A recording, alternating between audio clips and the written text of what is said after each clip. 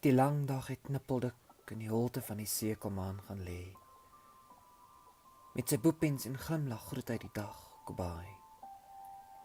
Hy gooi sy laaste wens in die sekelmaan se pens.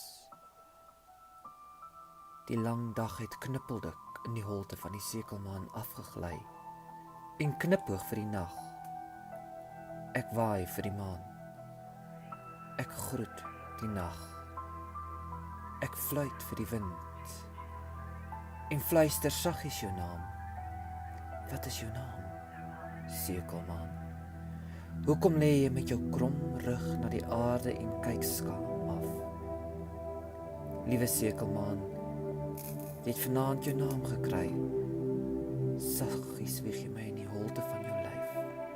Saggies, totdat die son môreoggend weer die dag kom groet en jy knippel op die horison wegstap.